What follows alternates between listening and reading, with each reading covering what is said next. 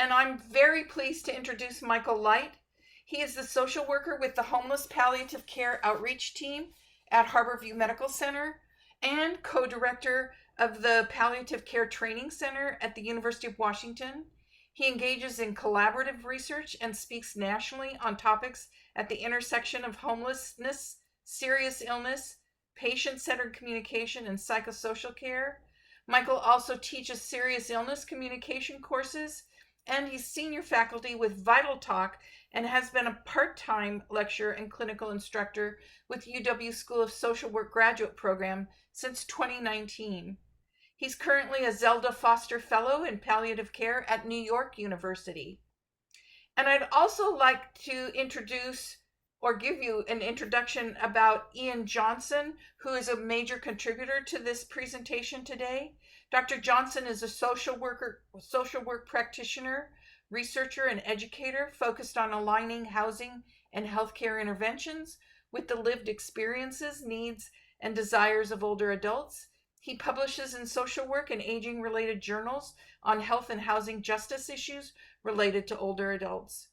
Ian has worked on various roles throughout New York City and Seattle with a diverse array of older adults and their loved ones, including LGBTQ elders, later life immigrants, genocide survivors, and older adults in the institutional circuit, moving between homelessness, institutionalization, and community housing supports.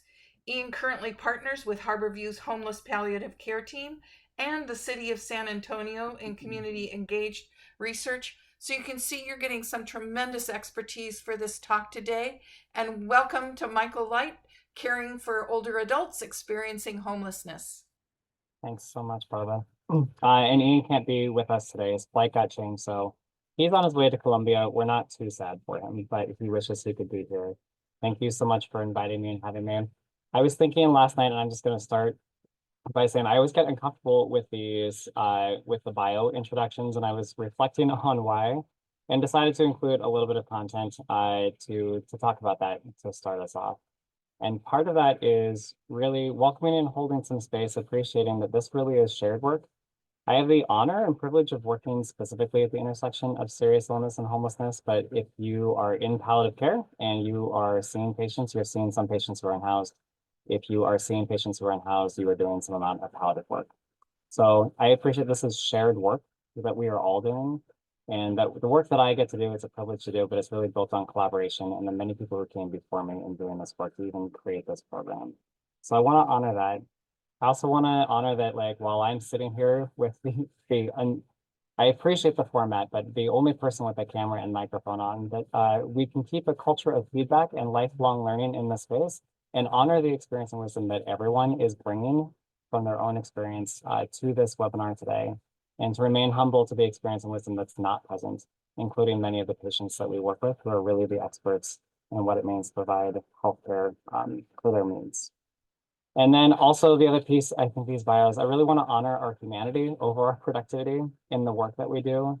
And there's so much of this work that I think is really about touching on our own humanity and the humanity of others. So I want to center that today and also recognize that the systems that we work in harm others and can do a lot of harm to us. So as we frame who we are in this work, I hope we can hold some of these things. These are the things that I'm bringing with intention today.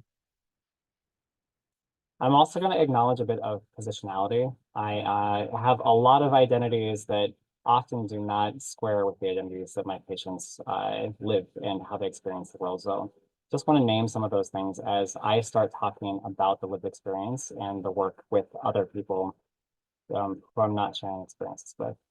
So one, really recognizing that our identities shape our experiences, worldviews, beliefs, and access to resources, and that many of us, including myself, have real outsider status to many of the identities and experiences that our patients hold and live.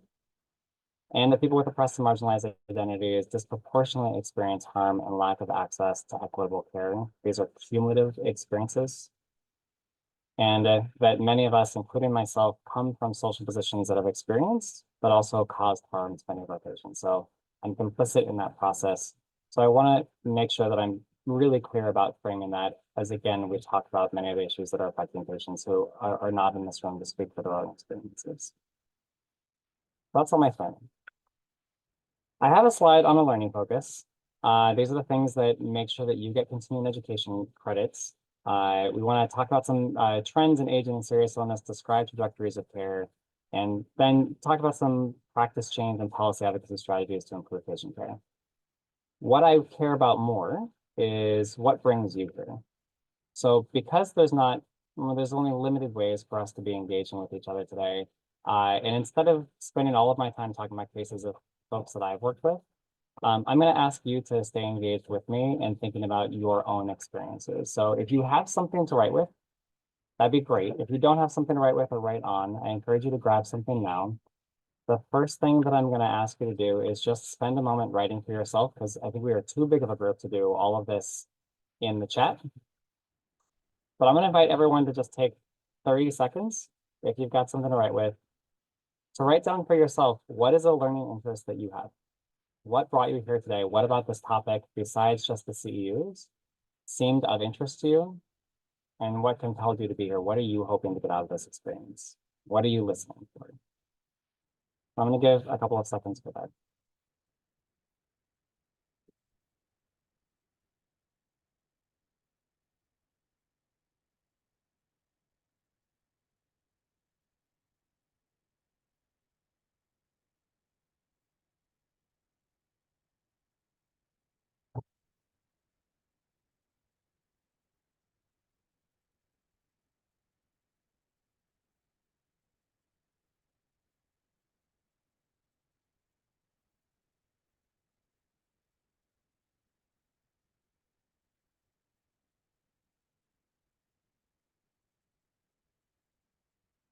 Hopefully you've had something come to mind. I would say working in palliative care, we get very comfortable with the palliative pause and comfortable with silence. So hopefully you can sustain that space with me today.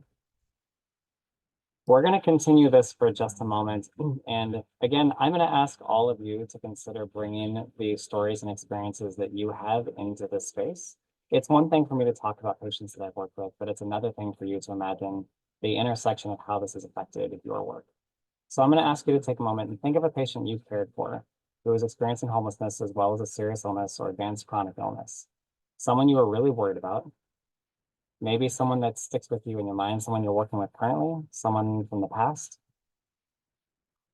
And I'm just going to invite you to do a couple of things. First, write a couple sentences about their health situation in the course of care. What do you remember about that situation?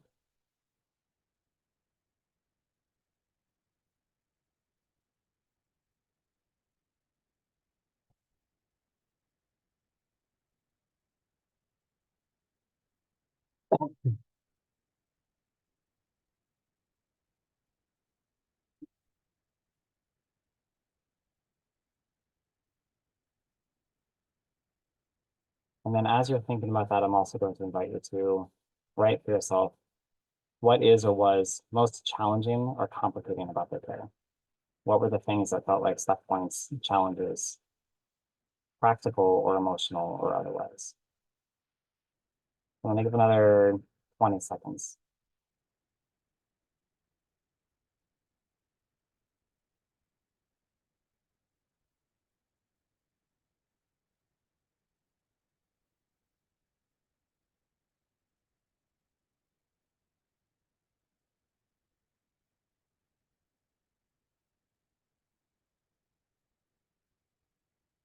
Hopefully this is something you'll continue to percolate on as I talk a bit about this work that we've done and some of the ideas we have through this lens of we used 5 M's for this instead of the 4.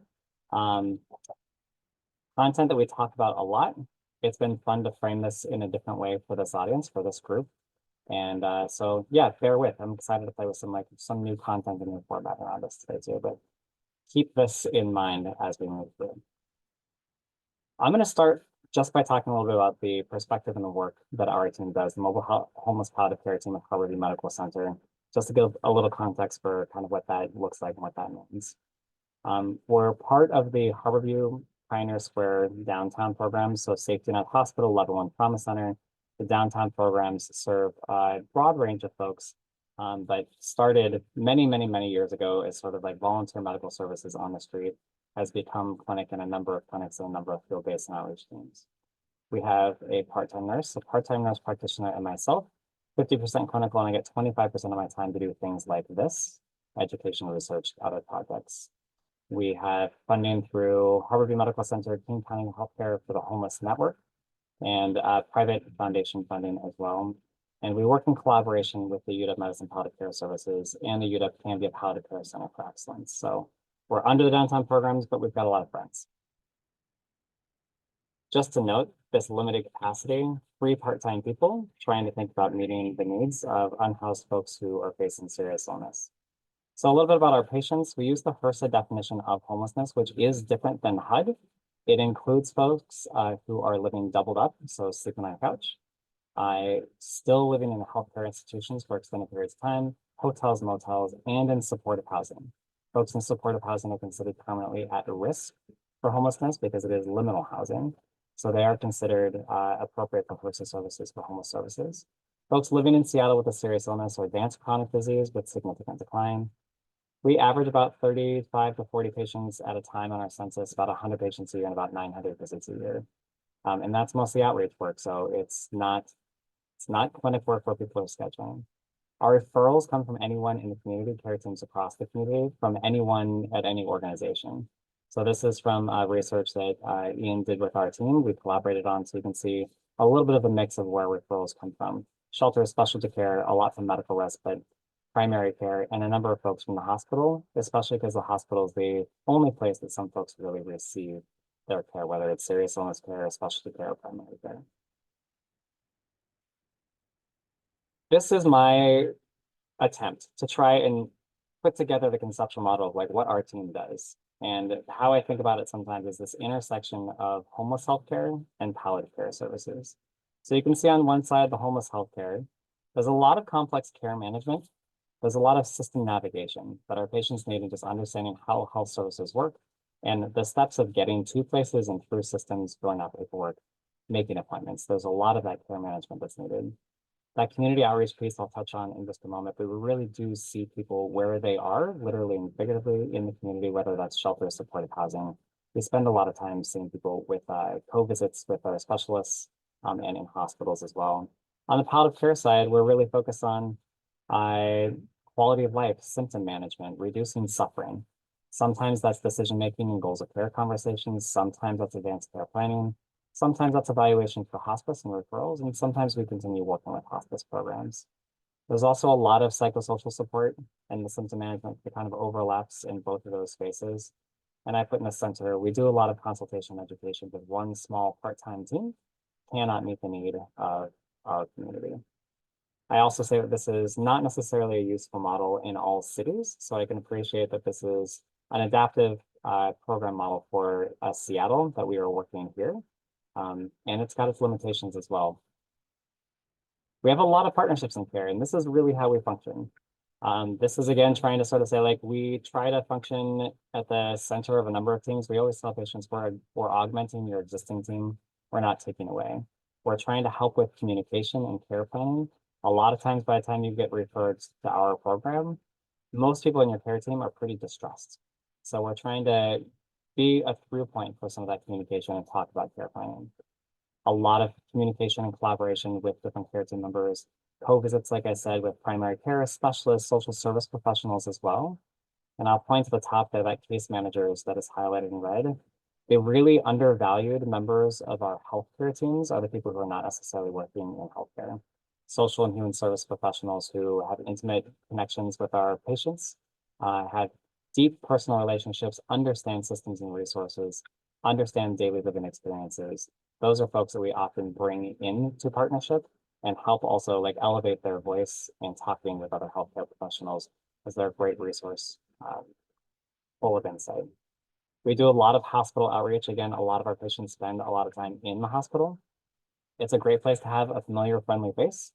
It's also usually a point of crisis where someone is meeting someone who knows what's important to them and all the barriers and structural challenges that they face to engage in decision-making, engagement planning. How do you best support this human while they are here? How do you plan towards discharge?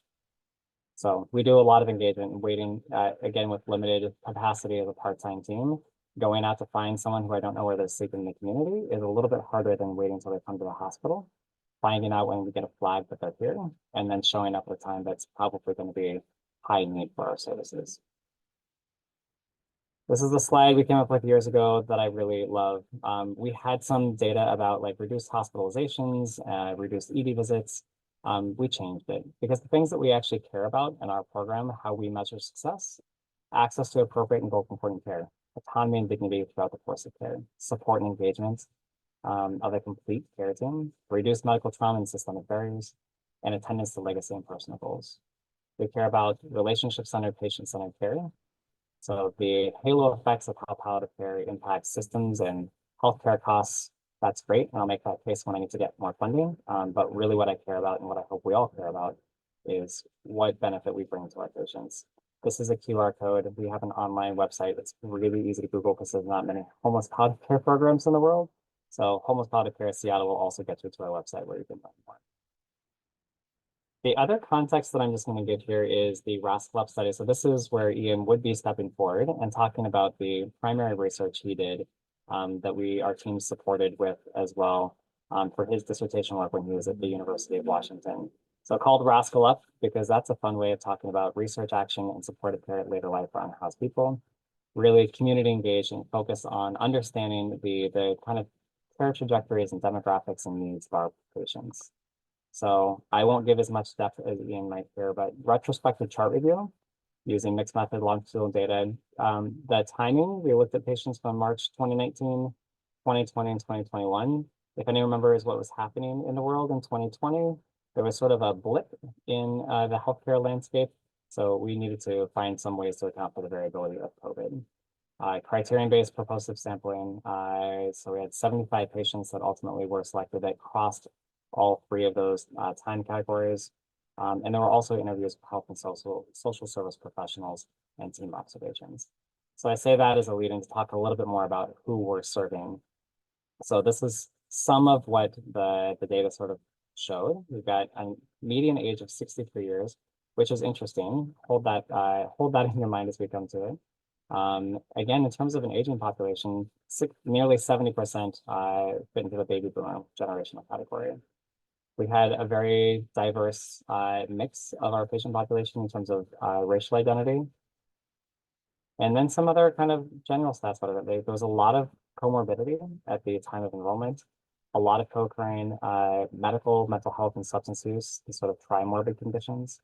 About half of our patients had active mental health concerns, and about 65% were actively using substances, most commonly heroin, alcohol, methamphetamines. Thinking about the relationship between those substances and illness, also not super surprising. So I want to talk a little bit about, that's our program and a little bit of our patients. I want to spend a little time contextualizing and talking about homelessness before we talk about homelessness and healthcare. So this is the first time I'm going to use a Slido slide, again, for a different way of participating, and ask us to imagine what comes to mind with the word homeless. When you hear that, what is it that you think of? So I'm going to invite you to use the QR code or go to slido.com and enter this code number here. I'm going to give you a second for that. This first question is going to be a short answer. You can type in anything you want. It's completely anonymous. What I'm hoping folks will do is be honest and vulnerable and say, like, what are the real things that come to mind? What are the first rote images that we have, that we see, that we internalize from the world around us about how we think about homelessness? So I'm going to invite folks to share some of their thoughts, and I'm going to give a nice palette of pause to see what things people come up with.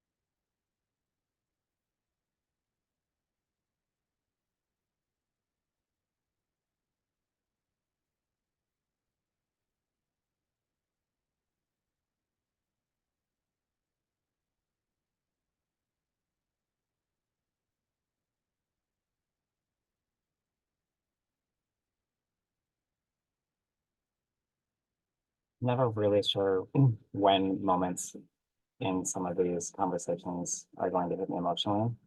And there's some happening right now. I want to say I really appreciate folks being honest and reflective. Sometimes I think you can see some of the themes that are coming up. Apparently, Slido will give us themes that it is finding to remember that these are maybe not, if we step back, that second thought after that initial bias. This is maybe not how we want to think about people experiencing homelessness or the experience of homelessness or the term homeless. But this is been coded for us in many ways, that even for myself still after years of doing this work, like these are still some of the same words and images that first come to my mind. That that that we often see, we think about a lot of things that people put in the chat. We think about the where people live, the how people might be dressed or how people might smell, like odors. If you live in downtown Seattle or you're traveling in downtown Seattle, there's real concerns about like public urination and some of those things. So there's lots of these like affects that are how it's often represented to us, the stories that are often told. And there are a lot of really sad stories in the lived experience of being homeless. I don't think many people are walking around saying like, it sounds great. But remembering that there's this initial bias of how we start in thinking about not only the experience, but even the people who are living through that experience. So I appreciate you helping hold that context. And I think it's really important as we then think about how do we translate that for our next step, that initial implicit bias that even I still hold. What's the next step when we are actually going into practice and we're talking about experiences, we're talking about people and talking about their care. So for example, we start charting John as a 43-year-old homeless man presenting with, and being really thoughtful. Are we talking when we say that word homeless, we're talking about a circumstance of where someone's living in shelter, supportive housing? Are we being clear and specific about what that means and how it's impacting their care? Are we thinking about the context that we're really using this word to describe context, multiple psychosocial barriers, limited resources, limited access to healthcare? And is there a moment in here to sort of think about like, well, there's this context, but are we still keeping the person at the center of our conversation, the person experiencing homelessness? And I think I also think it's really important to honor that sometimes we can use this term as a euphemism. If this is a standing for the mental illness, the substance use, or people with behaviors or lived experiences that we find uncomfortable or morally undesirable.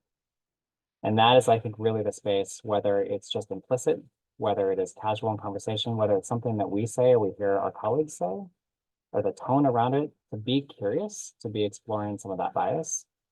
Because if we know anything about implicit bias, it does affect our care. And it's something we need to remain mindful of. So that's thinking about how we define people in the experience of homelessness. I also think it's really important that we define place. And when I think about this, when we see an image like this of tents on the street, we can think these are people who are living without homes. I also want to like help us remember that homelessness is really about power. It's not necessarily about home, community, or place. Many of the people that we work with have a sense of community, have a sense of Seattle being their home, for example, Capitol Hill being their neighborhood, whether it's a place they grew up or a place they just still have social connections and maintain social connections. That just not having a house, not having a roof doesn't necessarily mean people don't have a sense of home and community. And that homelessness, again, is really much more about like a power differential in society and what people have access to and resources.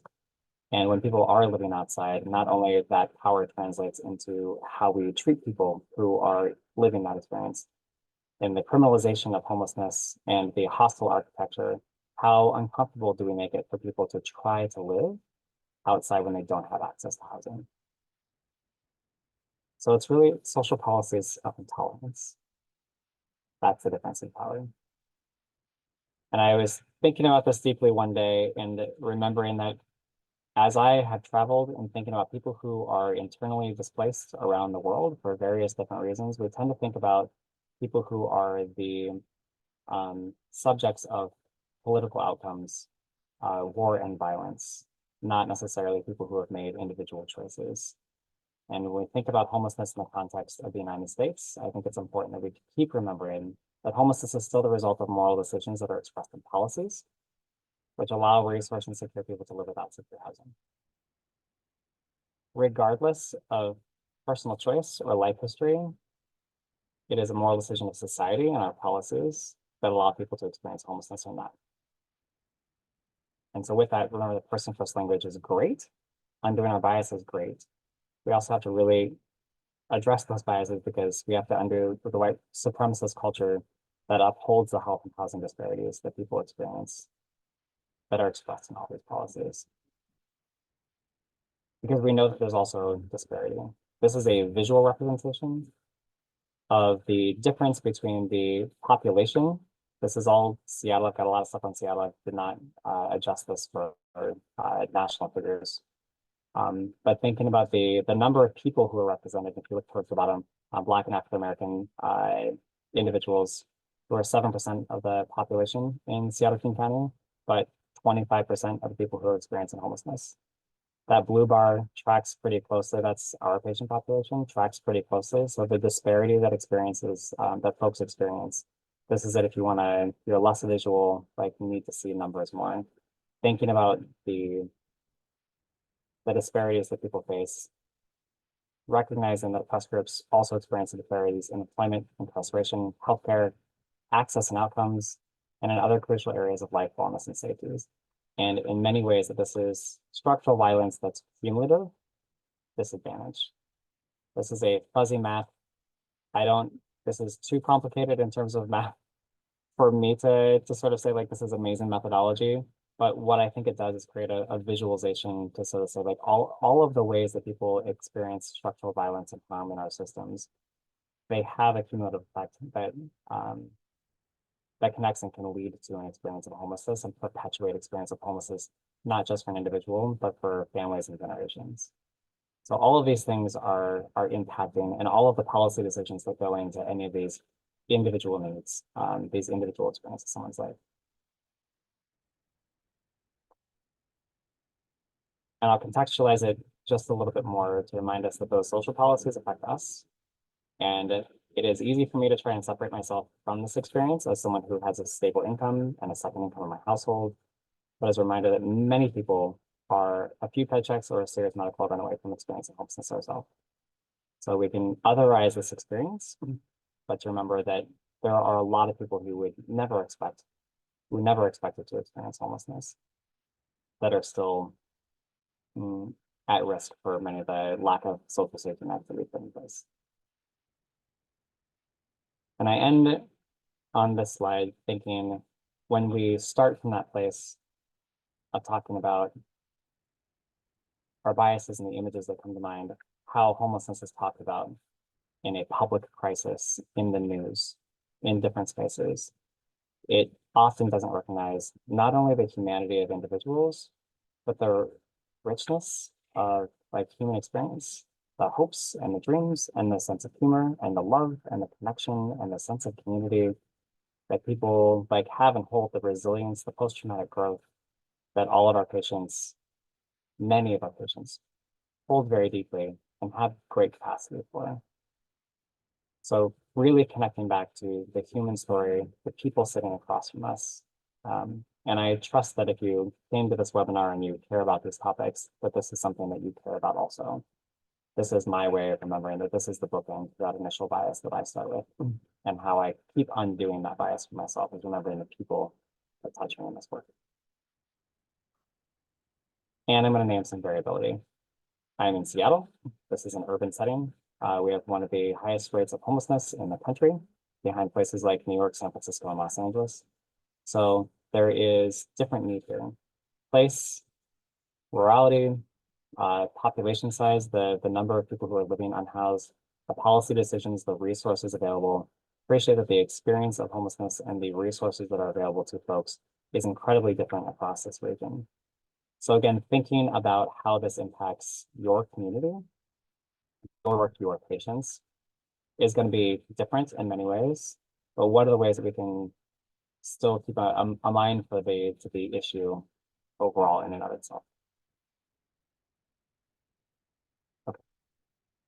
I'm just gonna invite Barbara. I'm not watching chat or anything, so if there's anything that you needed to cut in with, let me know. No, I think we're okay. Great. Okay. So let's talk a little bit about homelessness and health. So where does this come together for our work? So obviously there's a lot of health risks for folks who are living unhoused. There is substance use and mental illness. There's a lot of exposure. People living outside, especially when it gets to winter. I'm sure some of you are in places even much colder than Seattle or wetter than Seattle. Seeing things like trench foot, frostbite, like these are things that are real things that people should not have to experience on a daily basis in our world. Access to nutrition, especially if you have a health condition where you're trying to, say, reduce your sodium intake, where do you have consistent access to nutrition when you have choice around your food? Communicable disease, one of the biggest changes that happened in our area around COVID is we stopped using congregate shelters, which was great. We've got more space, more spread out. That's also fewer people for the same amount of space.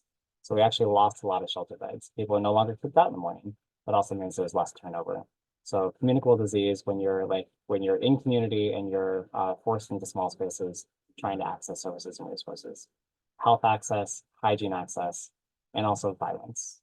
There is a significant amount of violence that people experience, whether it is exposure, like seeing other people like harmed in violent ways, random acts of violence in the community as targets of violence, especially as we portray people who are living unhoused as undesirable. They become victims of violence at a much higher rate than the general population. And just to stick on the substance use piece for a moment, because this is one that I think, especially in the conversation broadly about homelessness, gets like really tied in together. Substance use disorders really may precipitate homelessness for a number of folks, but I think it's also too important to recognize that the rigors of living without housing may also cause and perpetuate substance use disorders. Imagine the stress of living outside or not knowing where you're going to get a meal or where you're going to sleep that evening or if you're safe every day, and the things that might be available for you to cope. And many people experiencing homelessness also use substances to self-medicate mental health symptoms that have gone untreated. And while few people experiencing homelessness start substance use treatment and fewer complete treatment, I think it's important to contextualize that also, that's generally true for the population, the general population. So there are ways in which we can tie these things together in a way that they are connected, but we have to really remember like what is cause and effect and what is actually different from the general population and what's the exposure to risk for substance use disorders that we force people into. And to remember that the risk of death is only actually moderately affected by substance use or mental illness.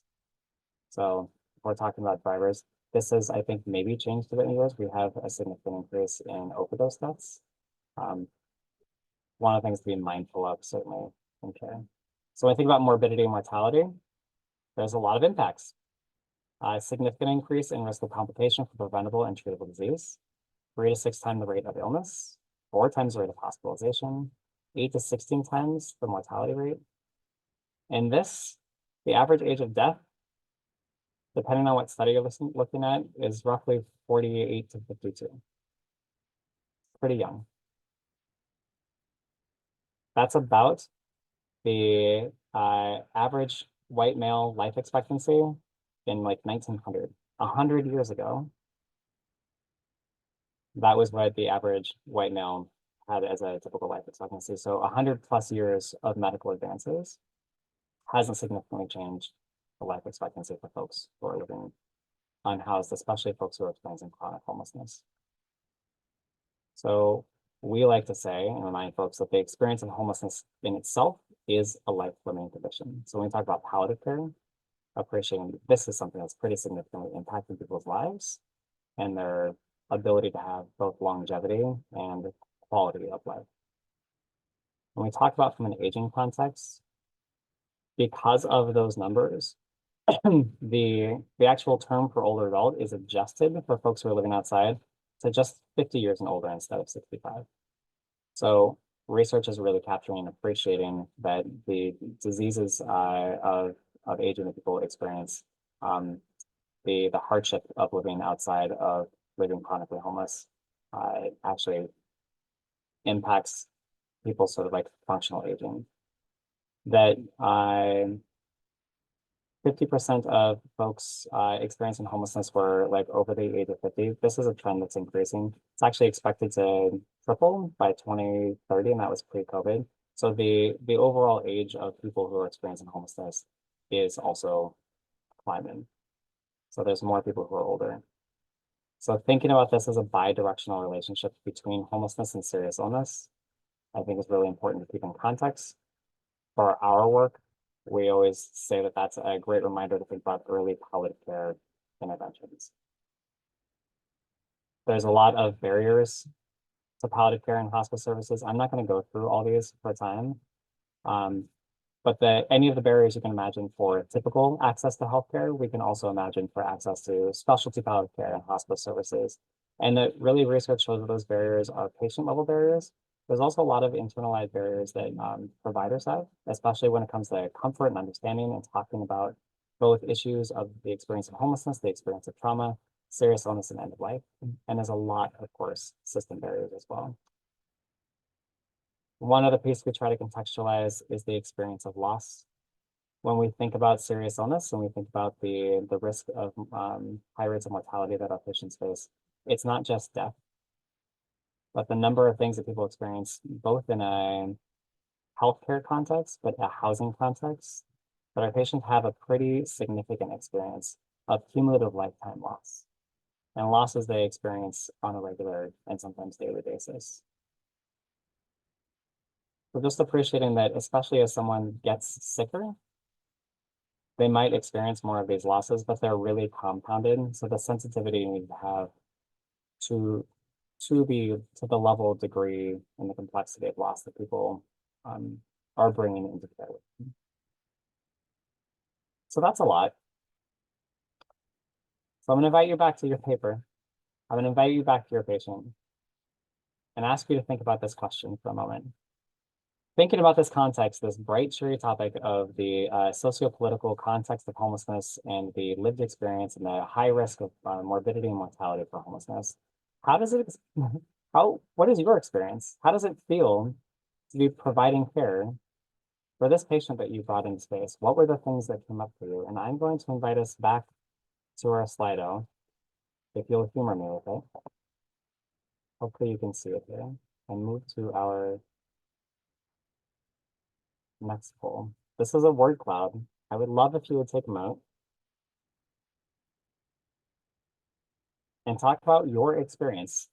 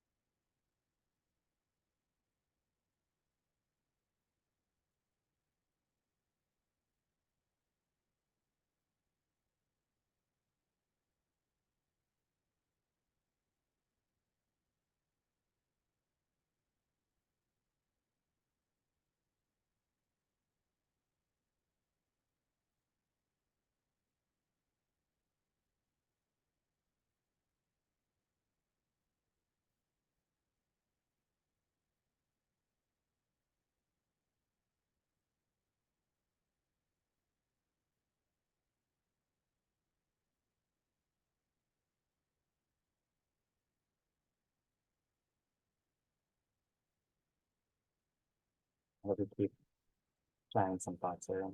I again want to thank you for that vulnerability.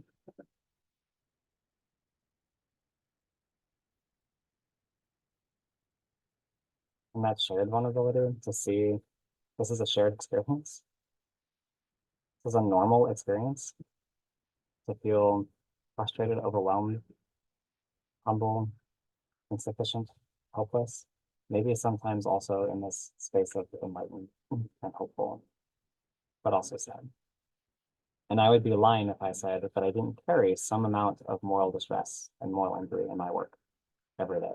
And if I didn't leave my job some days wanting to punch a wall.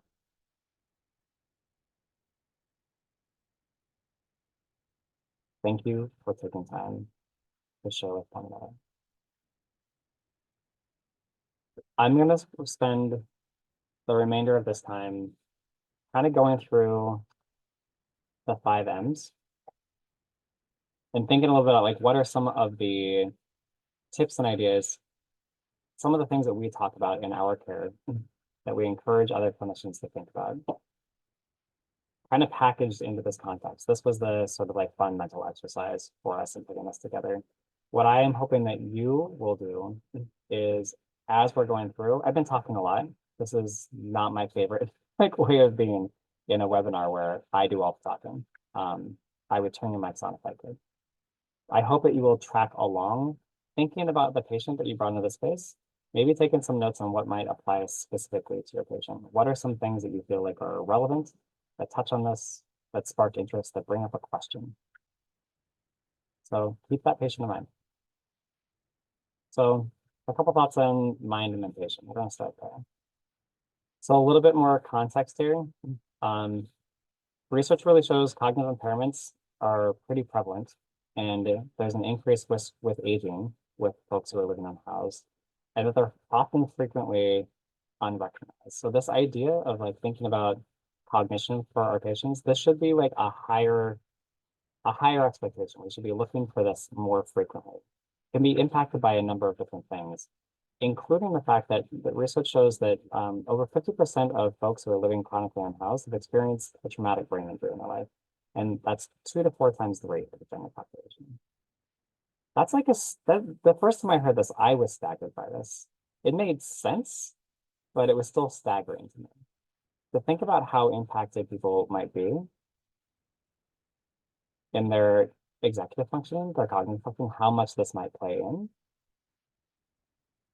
was an important thing for me to keep recognition of, to explore, to assess about patients. There are higher rates of mental illness and worse outcomes, higher prevalence of serious mental illness.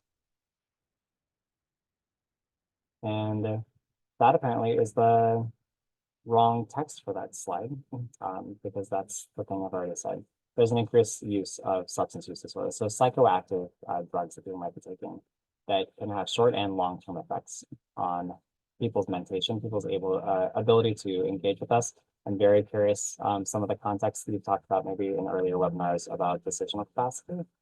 And that's one of the ways that I think about some of this is we often question in ways that can be like helpful in helping patients navigate the system, their cognitive functioning, but also in ways that we have to be really thoughtful about how we contribute to attending to people's autonomy and whether we're questioning decisions, how we're questioning the decisions, what lens we're using as we think about cognitive functioning. And really to remember that trauma-informed lens, that the experience of homelessness in and of itself is traumatic. And a lot of our patients, when you look at the data, there's a lot of historical and institutional trauma that people have experienced prior to their experience of homelessness or through it. Childhood and lifespan trauma, environmental exposure, exposure to violence, as I mentioned earlier. And then also recognizing that there's a lot of health and medical care trauma that people have experienced, especially if you have this high risk of morbidity and you've maybe got difficulty coping in medical settings, the likelihood that you've had very easy, comfortable healthcare experiences is pretty low. So our folks have a lot of medical trauma that they are coming into our care with. This is a quote that I really love that I've had to include. Homelessness is more than an absence of physical shelter. It's a stressful, dehumanizing, dangerous circumstance in which individuals are at high risk of being witness to or victims of a wide range of violent events. The relationship between trauma and homelessness might seem obvious, but to keep that in the forefront of our minds. And I'm not giving a lecture today on trauma-informed care, but I will. Some of this content, there's a lot of words in the slides in a way that I also don't typically do, but you're going to get the slide later, so you'll have the resources later. But I really think about this idea of trauma-centered PPE, the universal precautions, the patient protective engagement that we can use, thinking about not only the physical emotional, cognitive, behavioral, and worldview perspectives of how trauma might impact our patients, the way it might present, and some strategies that we have to attend to the trauma that we're seeing show up in spaces, to adjust our clinical care, to adjust our engagement strategies.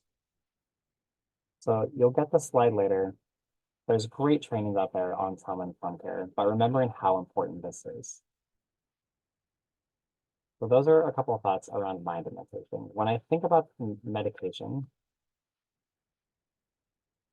we really think about barriers for interventions.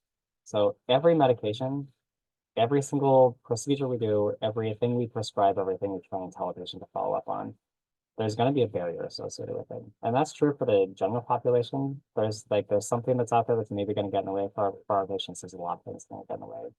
So just some ideas just around the example of medication, comorbid conditions, and trying to figure out what's the right medication for people on. I'll let you read through this list, but like really highlighting adherence.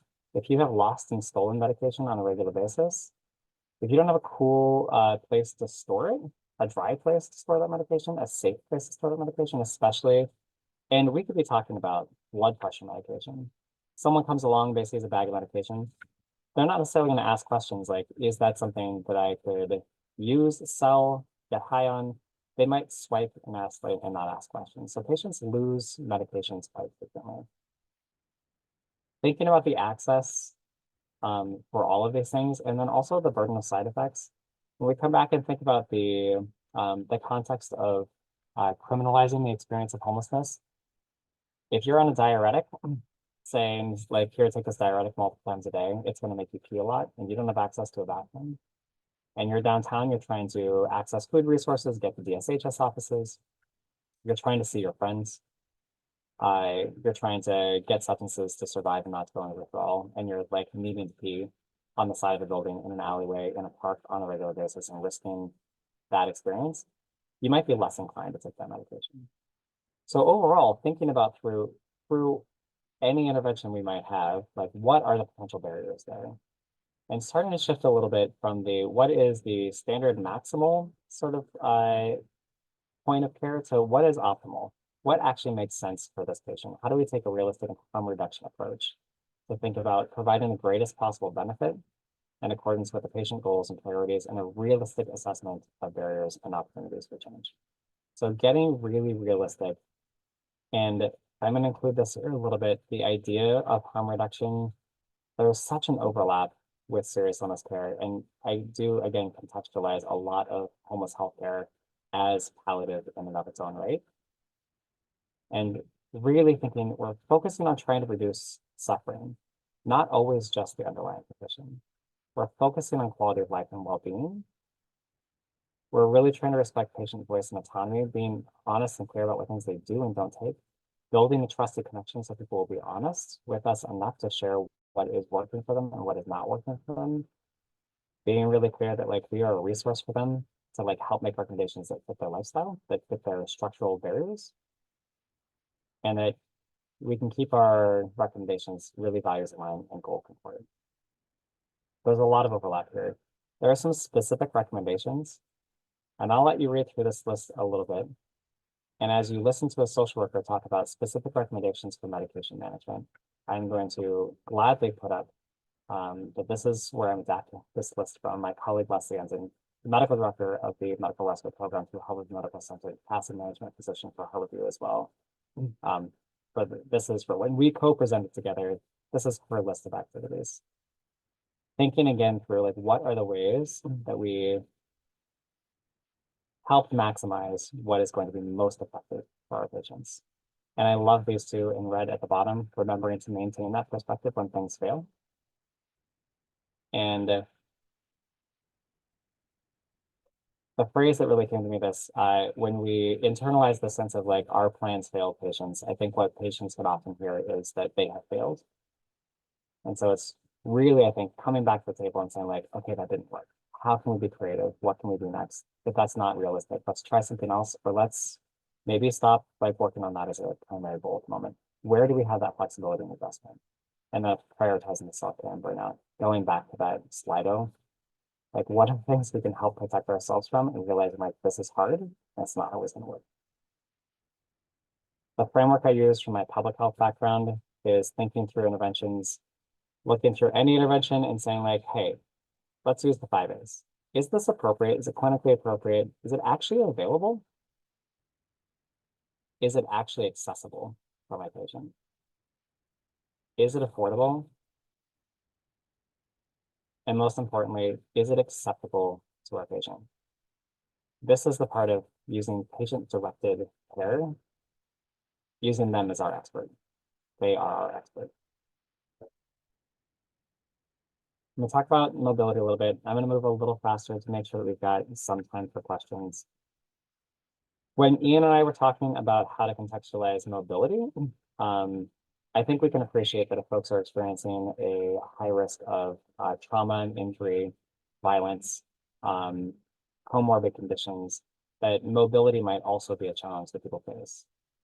What we also wanted to talk about is how mobility affects how people move through not just what assistive devices they need or how they might physically move, but the spaces that they navigate and their spatial relationship to a community and navigating the world around them. So we start thinking about that by thinking about the facilitators and barriers by where people live. So coming back to that idea, by getting specific, like John is a 43-year-old homeless man, where is John staying? Because where John is staying right now, coupled with what John is experiencing, is actually going to significantly change the trajectory of his care and what he needs. So this is a breakdown, 2020, of people who are living homeless, unhoused in Seattle. The ones that have the double star by them, they're not counted by HUD. When we talk about that difference between HRSA and HUD, supportive housing, hotels, motels, doubled up. We don't necessarily have those numbers here. That's a gap. That's a barrier. But thinking about the differences, if someone is, say, in a shelter, if they need to get on a top bunk, if someone is in a tent, but they need to walk up a hill through the dirt, if someone's in transitional housing, supportive housing where they have an elevator that may not work, or if someone's sleeping on the street, all of these different things are going to have real significant barriers to where people are able to access. And our patients, again, like one of the ways that I talk about this with social workers in the emergency department, which was part of my work at Harborview for 7 years, alongside and before this work, is we can give people a set of resources and say, go to the shelter. Our patient probably knows in the back of their mind, like, that shelter has 5 steps to get up. I can't go to that shelter. I'm not going to use that shelter. The resource that you just offered me is not actually useful. The other thing that we talk about in like transitions is once that person is maybe, say, no longer able to get into the top bunk of the bed, maybe they're not able to ambulate easily to the restroom. Maybe they started trying to like get away with peeing into a Coke bottle at their bedside. A lot of these settings, these are not autonomous settings. This is not my house where I get to decide what and how I use my space. There are other people who have a lot of rules about how I use my space and how I'm allowed to function. And as people change in their physical ability and change in their health status, they often start to get moved through these systems that push them in various ways. They start to lose a lot of control, coming back to that idea of loss. People start to lose a sense of control over where they prefer to be. We have a lot of folks who actually like to say, like, I hate shelters. Dangerous, loud, smelling, drug use, risk of violence. I don't want to stay in a shelter, but I'm now so sick I can't sleep outside anymore. So they're like, people are moving between spaces, making the best choices they feel like they have available. To visualize this a little bit, we're going to talk about one of my patients, patient Jay. This is her trajectory from the time that we met her through her death in a hospital. From street to supportive housing that didn't work out because of access issues, back to shelter that she accessed for partner violence and safety, back to a hospital, then to medical rescue. Then a variety of locations in a short period of time, back to a hospital, then to a shelter. She stayed in that shelter until she went to a hospital. We engaged her in hospice care, that's that red. Went back to a shelter, and I was at that shelter yesterday telling my MSW student the story of them having to have a conversation with the shelter, like, great, she's on hospice. Yes, the other residents are trying to help her get to the toilet. We're now at that risky stage where staff are trying to help figure out how to like administer her Dilaudid. We're getting to a place of risk for everyone involved. It wasn't a safe place, even though it's the place that she wanted to be, and finally a place, a women's shelter where she felt like maybe she had the community and support that she could die comfortably. It was no longer actually a place that could support her needs. She went to a hospital. She died on comfort care. Was that a good death? How would she define that? This is that same trajectory broken down in fun researchy ways. Thank you, Ian. In the 264 days that she was on our service from enrollment to death, if you just put that out to 100%, this is what that transition looked like.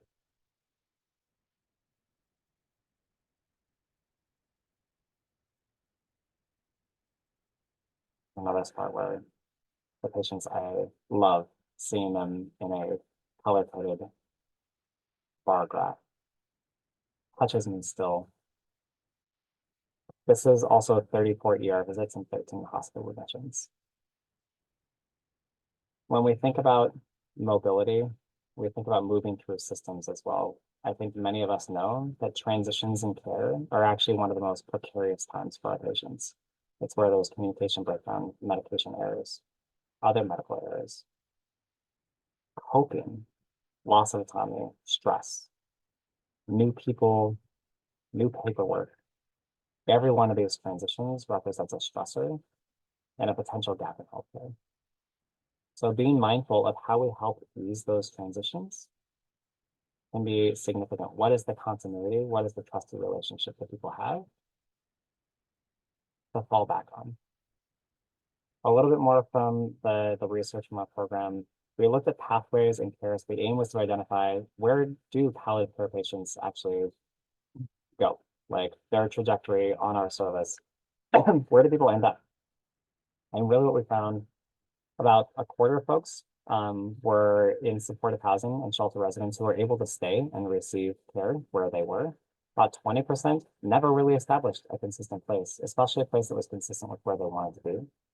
Nearly 30% spent over half of their palliative care enrollment in a hospital or a skilled nursing facility, with notable unsuccessful departures that led back to hospital street or county jail. So some of that transition, but a lot of time in institutions. And about 24% of patients were able to actually access housing.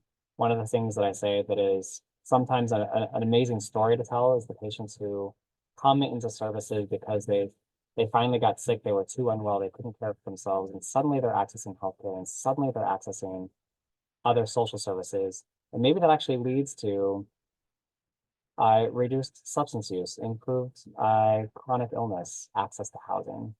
That's amazing, that's great. In the context of we waited until you got really, really, really, really sick to make that a safe and comfortable place that you were almost forced to create these new connections.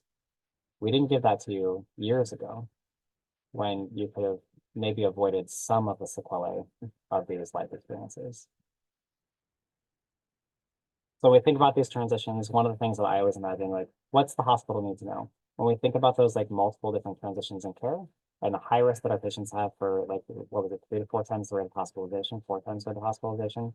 What do these care providers need to know?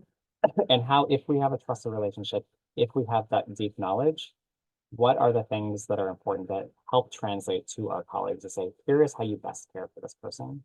Here's how you help avoid some of those pitfalls. Here's what a discharge plan like may or may not include. Here's the reality out in the community. Here's how you can talk to them in a way that's gonna like maybe be most engaging and support them. Here's the trauma-informed lens that's maybe gonna be most useful. And I say that deeply appreciating how do you do it? If you're working in primary care, if you're coming to this space like as a primary care clinician, the number of people who end up in the hospital, the complexity of those systems. I have the privilege of sometimes going to the hospital, going to see our patients. Our electronic medical record, the crisis-oriented care that acute care that can be, communicating these things can be an incredible challenge. But imagining the different ways, the different systems that you have available to be in touch with those other care team members can be incredibly useful. What matters most? It's a very palliative care space. So if anyone's familiar with palliative care in the surprise question, the original surprise question is, would you be surprised this patient died in the next year? we're talking about identifying patients, like who actually needs some of these early interventions. Who should we start saying like, hey, I'm kind of worried about you?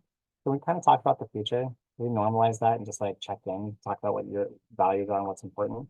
We kind of need a modifier because we've got this modification of like chronic homelessness is a life-limiting, life-threatening condition. So how do we identify? I was in a supportive housing building yesterday and so like talking to a new case manager, who do we refer to? I'm like, well, you're probably worried about everyone in this building. They said, yes. Like, great. Who are you most worried about right now? And who's changed? Who's been on this trajectory where you like seen the writing on the wall, you've had worry for a long time, but using that moral distress, using that discomfort, using all of those words that you put into the word cloud as one of the barometers, one of the indicators to say like, actually, I'm more worried about this person than I have been. I'm more worried about them the than the general patient who is living chronically on how it would be similar to them or this person a year ago. How do you look at that person and say like, I need to start thinking and expressing that worry differently and planning differently for that future. And so I'm not going to go into deep all the skills and ways we can be using primary palliative care, but I think there are some basic things to acknowledge with a population that has such high baseline risk. Opening that conversation, using this dignity question, like, what do I need to know about you to provide the best care possible? Especially if you become critically sick. Like, I might be that person who is able to get a hold of the inpatient team and tell them about you. Tell them what's important to you. Tell me what I need to know. Documenting and using quotes for what they say about illness, experience with serious illness, hopes, fears, accepted quality of life, all those things. Someone might not do advanced care planning, fill out documents. Also, where are you going to keep those documents? The knowledge that you have in a relationship you have with a patient, that's going to be the pathway forward. So accepting the patients are higher risk, expecting that they're also going to need surrogate decision makers later, that they may not have them, that our patients might not value advanced care planning, they might not have a place to store those documents. How do we become the repository for that information? Because we'll be often stepping in as a pseudo surrogate, especially if people are really disconnected from family. You can call my sister, I haven't talked to in 20 years. She's going to say, I don't know what you want. We haven't talked in 20 years. This is why we really focus on autonomy through identifying surrogates. Who are your important people? Again, thinking about variability, knowing the state's surrogacy laws and the hierarchies in your area, I think is incredibly important. And it's one of the things that I help my patients understand all the time. Like, hey, sounds like you have your parents are deceased, you've got a sister that you hate. Did you know that if you end up in the hospital intubated and you can't talk, they're going to find your sister and they're going to call your sister?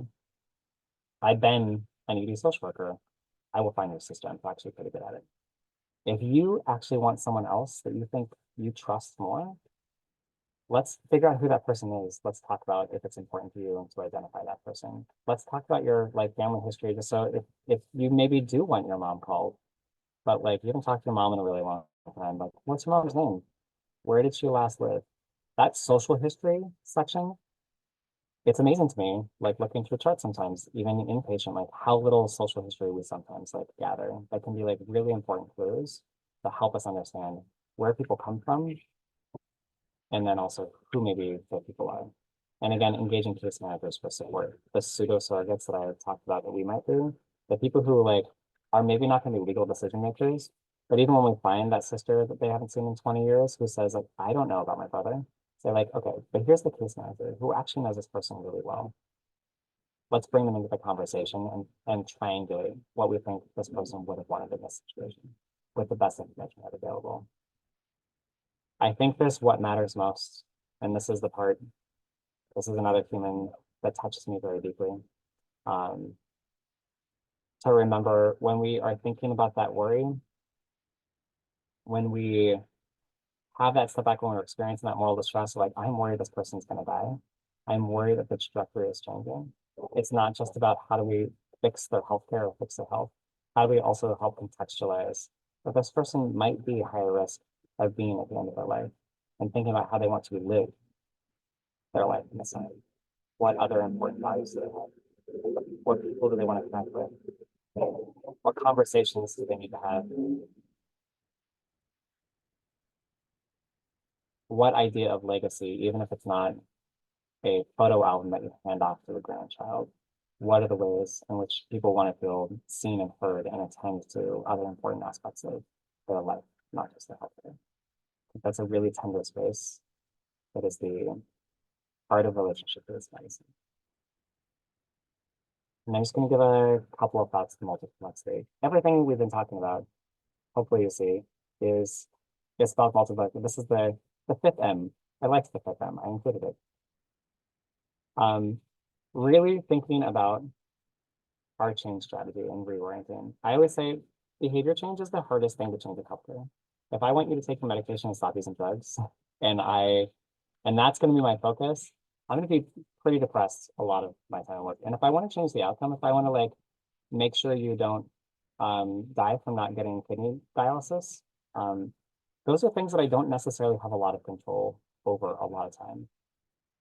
What I often am trying to think about and do for my patients is think about systems and processes to pave the path the best I can, reduce the number of barriers, improve the process, while increasing the support. To help someone know that like this train might go off the tracks.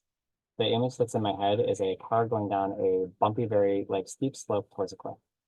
I might pave all of the beautiful off ramps that I want into a soft landing to a nice bed of gravel.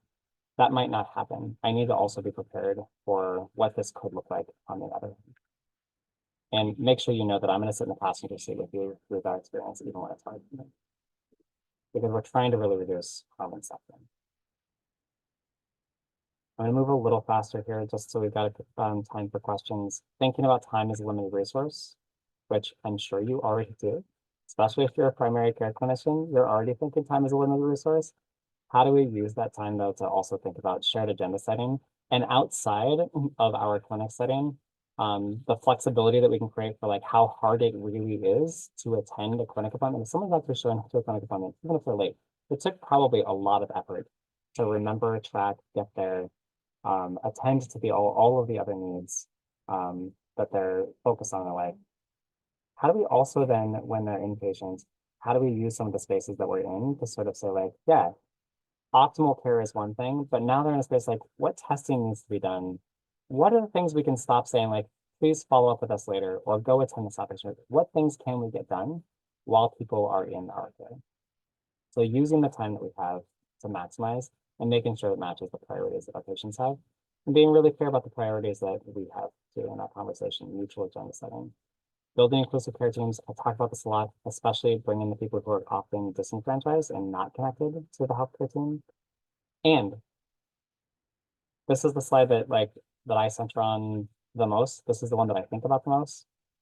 All of those thoughts in the word cloud, that feeling of overwhelm that we often can have when things are so complicated. And it's beyond the miracle question of like, I want a miracle to live. The miracle question can also be like, I really want housing and I really want my family to love and embrace me. Like all those things that like just feel sometimes overwhelming to figure out with limited resource, how to help support our patients, how to help get them the things that they care about. If we're feeling overwhelmed, our patients probably are too. And to use that as an opportunity, I think a natural thing that same bias, that same sort of piece of us that can like take over, that has this like rote emotional response, can be an opportunity. It can be easy for us to desire to lean out from that stressor. And when I recognize for myself, even being the social worker that should have, ideas, people come to me and say like, fix the situation, find the resource, what's the magic? I don't have that answer. What I can do is if I can't fix the situation, I can always lean into that relationship.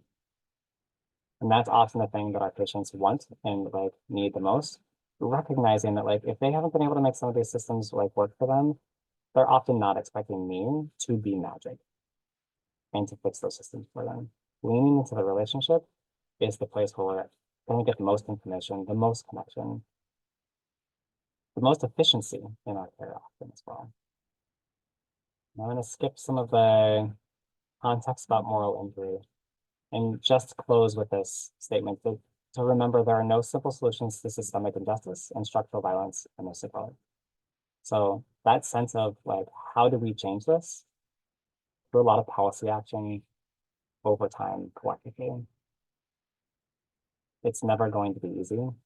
So how do we use the emotional capacity that we have? How do we attend to ourselves and our teammates to be able to stay in the space and care for our patients through this multi-complex, high risk, often very sad, difficult situation? I'm going to end by bringing us back to the patient that you brought with you today. And I'm going to ask you to consider, what did you admire, respect, or love about your patient? And that's going to be our last slide. I'm going to ask us to just share, again, anonymously, the person that you brought into this space, for all the worry that you maybe held around them, for all the complexity in their care. What is the thing, if you think about them, even if they were the most challenging behaviorally patient you ever worked with, what is the thing that you can at least say, like, I respect, I admire, and maybe even love?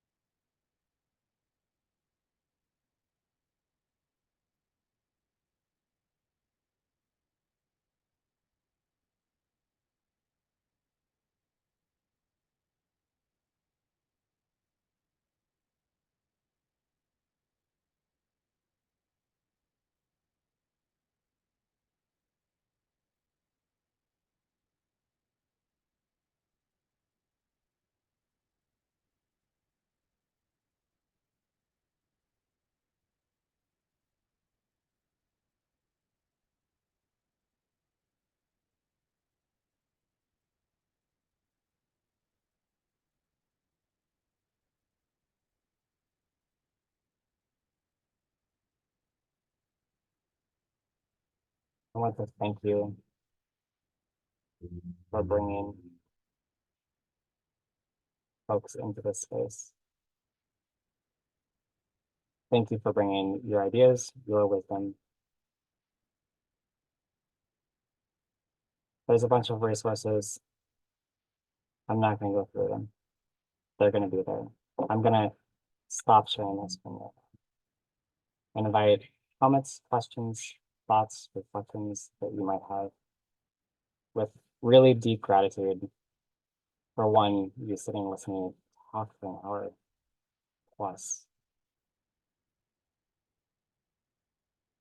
but also for vulnerable and sharing honestly with each other. Thank you so much for allowing us to sort of come together into this space. I do have a question from Tamara, who was wondering about what options do you and your team have for adults who seem to lack decision-making capacity in order to engage them with your services? Yeah, that's interesting. I will say the first thing that comes to mind with that question is for patients who engage in our services, we say that the only sign of a successful first visit for our team is to be invited for a second visit. If folks really are talkers and we find that, like, actually many people want to engage, I think it's a part of the human condition, people like want to tell their stories, especially if you have a lot of story, especially if you haven't felt seen and heard in a really long time. Our patients are often like fairly willing to engage. But like the rapport building is a pretty consistent stream across like what we feel the work needs to be. And I think the other thing I think about with decisional capacity is what's the decision that needs to be made? And I think that can get really complicated if you're talking about like choosing cancer treatments. I've got a number of stories, including, the patient right now, like after being detained for like a mental health hospitalization, when folks were like, well, she's not attending to the bulging tumor in her eye. And then realizing like, yeah, great. She is now held. We can try to compensate for her mental illness by compelling the health medications. We cannot compel her to have an elective debulking of that tumor. So what are the things that we actually have to offer? What can we compel people to do? What choices are needing to be made? And how do we respect people's autonomy as much as we possibly can? Especially like appreciating there's a lot of consults that we go to. So like, yeah, let's, and even with families sometimes, like I get that everyone wants to like make this different. And not only do we not have the structure to like force someone to make something different, what would it actually look like to be forcing someone to do something differently? Especially when someone's like much of their life experience has often felt like being forced to do something or not do something. Like the so I know that's not so specific around decisional capacity. There are times where we're like in a very similar decisional capacity boat as other folks in the ICU, trying to figure out who's the appropriate person to talk to, triangulating what we think is valuable to them for people who have not been able to very clearly or coherently um, talk specifically about their serious illness values and preferences. Hopefully that touched on something that was meaningful to you. It does. I have to admit, I haven't gotten this particular question, but I'm feeling a little challenged thinking about how to venture into these kinds of discussions and connections. Do you have um, words or phrases that you use to invite the person to share, for example, what does matter most to them, or what are the priority concerns that they have? I'll say for me, one of the things that I've learned is actually like a lot more about my posture. I was telling my MSW student the other day that like this is, I mean, this is presenter Michael, but this is probably a little bit more baseline Michael, unless I'm at karaoke. Um, but like my presentation with patients is like a lot of like, hey man, like I have a persona that is really about trying to sort of like be a little casual, be a little comfortable, like, hey, can we have a conversation? Like, what's going on for you? I don't know, like what are you most worried about right now? Like the more conversational it can be, I would say like our patients will are like pretty good at like sniffing out the like, are you approaching me as a human right now? Or are you approaching me as someone who is like being clinical? And I'm keeping that clinical mind about like what decision needs to be made, what am I listening for? What am I assessing for? What am I picking out of what you're saying? But I'm trying to be conversational. Again, focusing on that, like, what's the relationship? How might you talk to your friend about one of these topics? Like, hey, I'm kind of worried about you. Like, what are you worried about right now? I think Yeah. it's the authenticity that people like really read and pick up on. And they know I'm getting paid to talk to them. I let go of that worry a long time ago.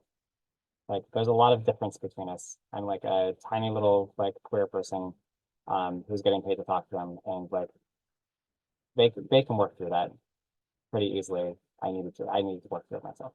Hmm. And have you had experiences with how do you convey who that person is and what matters to them to perhaps other people in the healthcare team who are a little bit overwhelmed or even resistant to learning and understanding those concerns? Yeah, and I see I think it's Alina's comment in there too. Like again, I have the privilege of like my job is to like I've got this flexibility while we're small. I've got this flexibility when my patient's in the hospital. I get a notification in Epic. They're at Swedish, they're at Virginia Mason, they're at Harborview. I can go to that hospital. I can seek out that team. Sometimes if it's Harborview, I know the people, especially in the emergency department, my years working there. Sometimes it's an ICU doc at Virginia Mason who has no idea who I am and has no idea why they should listen to me. But as soon as you start saying like, hey, I actually know this person really well. I've known them for like 6 months. We've had a lot of like hard conversations or like, I know where they've been sleeping. I know what medications they're taking and not taking. Like as soon as you're a source of information, really in this work, information is powerful, Mhm. especially for people who are like, I've got this much information, this much time to do chart review. Like, like the information you can bring, and I teach my MSW students sort of like, how do you get to that SBAR? How do you distill down like, I have this wealth of information. Tell me what you care about. Tell me what you want to know. Let me tell you how, like, if I can access it. So, like, that's the thing that I often start, like, with our consults, especially with outside providers, um, attending to their moral distress. All the stuff that I've worked through with that patient of like, yeah, And like maybe their outpatient team, like, yeah, we're worried this person's gonna die because they are gonna die. Mhm. Of course, that's what we're worried about. Like, and we can make all these plans happen, but we're also spinning our wheels. Like, are we helping them like go roller skating right now? Like, we've got that context, we can have that conversation. Uh, a lot of other teams, especially on the patient side, like they're meeting for the first time and saying, like, what is this explosion of a crisis that is sitting in front of me? And how do I functionally move this, like help this person fix what I can with the limited time I have and the other patients I need to see, with like very little context about personhood to help like focus on their medical care.